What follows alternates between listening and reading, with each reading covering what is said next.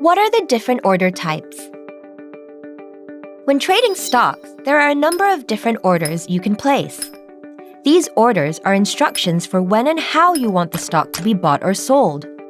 Which ones you choose are dependent on your investment strategy and style, as well as share price fluctuations.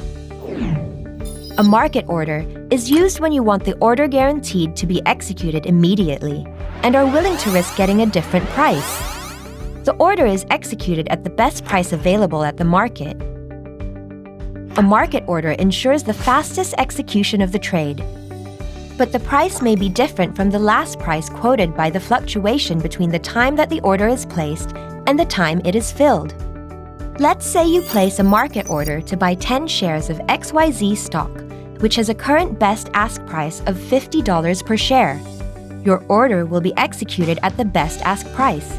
If the best ask price has risen to $51, the order will be executed at $51 and not at $50. Conversely, if the best ask price has dropped to $49, the order will be executed at $49. But what if you want to buy XYZ stock and you don't want to pay more than a certain price?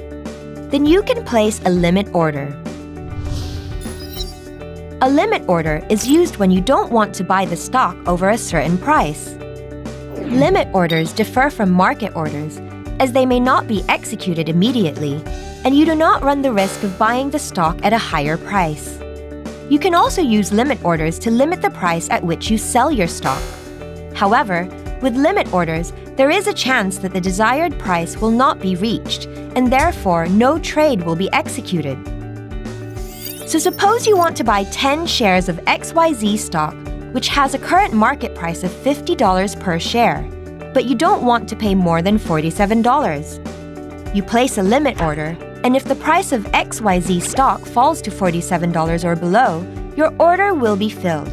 However, if the price never drops to $47, the stock will not be purchased, even if the price drops to $47.01.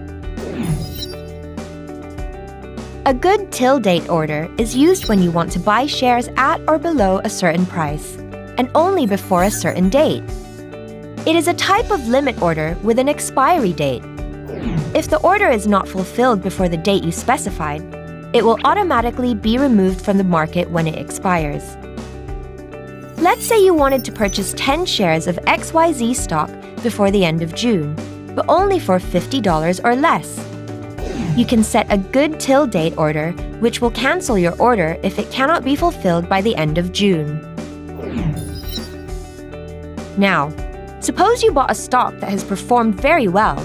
You would like to hold on to it, but you are concerned that the price might fall. To protect your gains, you can place a stop order. A stop order triggers the shares to be sold once the stock reaches a specified price known as the stop price. This is also called a stop-loss order and provides protection by letting you set your own loss threshold. Let's say you have a $50 share of XYZ stock and you place a stop-loss order for $45. If the price of XYZ drops to $45, a market order will be triggered and your shares will be sold but at the current market price. This could be below the stop order price of $45. Similar to a stop order, a stop limit order also adds a limit to the price which you sell your stock. This gives you even more security. If a stock price drops to a certain point, this triggers the stop limit order. The trade is only executed at the limit price or better. Going back to your XYZ stock, which is $50 per share, you place a stop limit order of $45 as you want to sell your stock if the value begins to drop, but don't want your stock to be sold for less than $45. If the stock hits $45, a limit order is triggered and only gets executed if the stock's price is $45 or higher. If it falls below $45, the stock is not sold.